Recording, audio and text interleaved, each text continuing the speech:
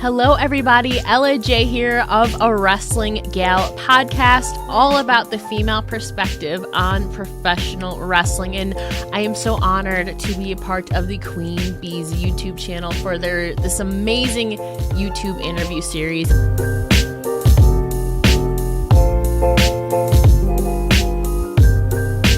I had been immersed in wrestling interviews and YouTube channels and podcasts for years. I want to talk about it. I want to be engaged in the community. I'm like, I think I can do this. So I unenrolled from graduate school, did some research, ordered my supplies, my equipment, and basically just started up a Wrestling Gal podcast. I love that one-on-one connection with people. Obviously, I have a bachelor's in psychology, and so what perfect way to blend two things together is communicating with somebody over our mutual love of professional wrestling.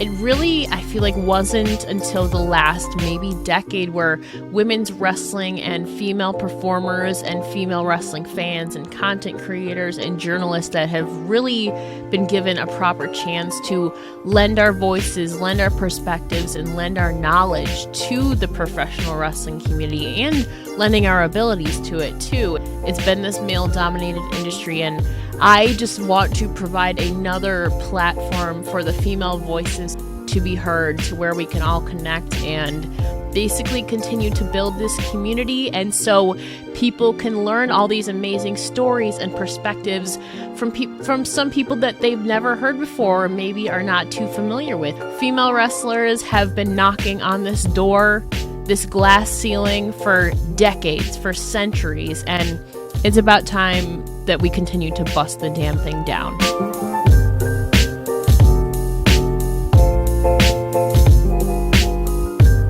In terms of the podcasting and interviewing game, without a doubt, I would say my biggest inspiration initially coming in was Alicia Atout and Chris Van Fleet. And they're two of the best in the game, if not the best, and Renee Young too. They are so poised, and so I try to learn and gravitate towards their style of listening and conversating.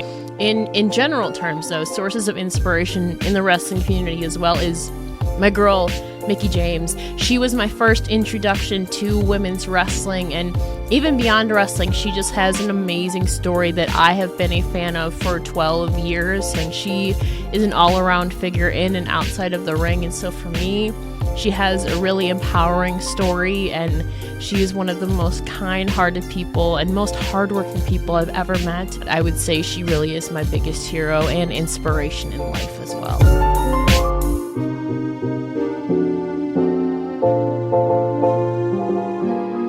It was pretty much, I think, a domino effect from obviously my podcast and having a rapport with GAW TV. And so shout out to Mickie James, and I've told her, thank you for changing my life. I really don't think if I hadn't been a part of Team GAW that a lot of these other things wouldn't have fallen in line. And so I'm super grateful to be part of Team GAW, but I guess it all really started with my own podcast, or Wrestling Gal, and really just all the work that I've put into it.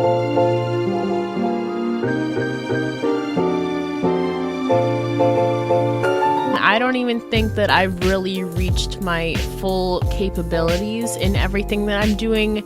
I wouldn't consider it successful yet. In my eyes, there's still so much more I want to do, and I feel like we're just on the cusp of some pretty cool things that are happening in the very near future, but for right now, I don't think I've done too bad so far. Obviously, with all these amazing opportunities I've had and so many amazing people I get to work with, I honestly, no. If you would have told 12-year-old Ella that I would be doing half the things that I'm doing now, I would have told you that you were lying.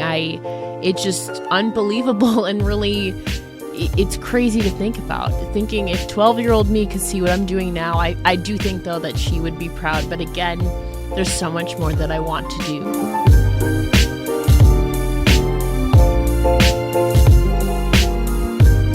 It normally takes me at least 5 to 6 hours to write my weekly column. And again, like filming and editing my shows is for my podcast and all the other podcasts I'm a part of, and research and everything is hours upon hours. So I honestly could not even give you a rough estimate per week. It varies pretty much by week, because some weeks maybe I only have 1 interview. Some weeks I have 7, like this week. And so it really pretty much ranges because every week changes. But a lot of time.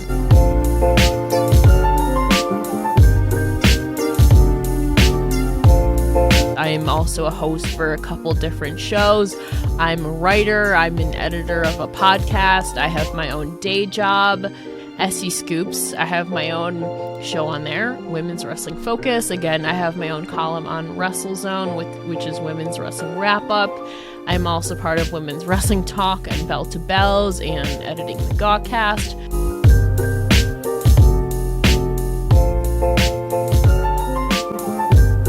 I'm going to be doing live in-person coverage from NWA's Empower pay-per-view coming up on August 28th and August 29th for NWA 73.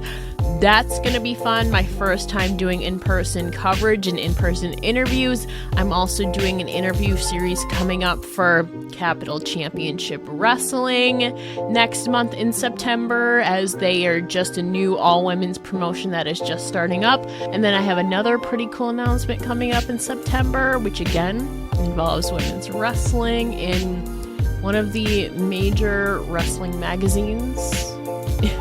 Pretty much the wrestling magazine. If you're a professional wrestling fan, you will know what I'm talking about. I can't wait to take part and be a part of that team for an up-and-coming issue.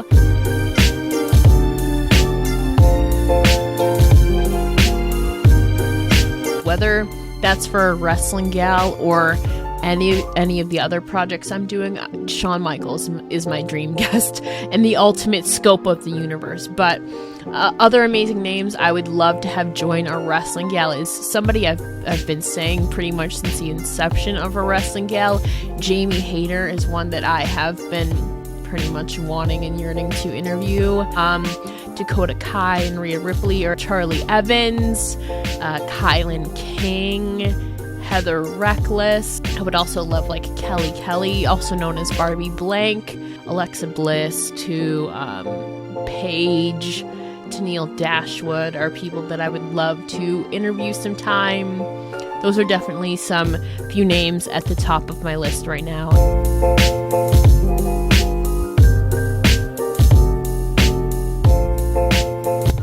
Thank you. Honestly, a Wrestling Gal recently celebrated its 2-year anniversary. This journey has been absolutely incredible, and even if you're following me for work outside of a Wrestling Gal, just thank you, honestly, for the continuous support. And if you're a new listener, thank you for being here. Thank you for listening. I think I've made some serious strides, in the last few years since the inception of my podcast. I've met some of the most amazing people. So if you're a professional wrestling fan, or even just in general, honestly, if you want to talk about something, if you're passionate about something, if you have a dream, honestly, just go for it, because you never know what could happen. And give women's wrestling a chance, because as a wise woman once said, women's wrestling matters, always has and always will.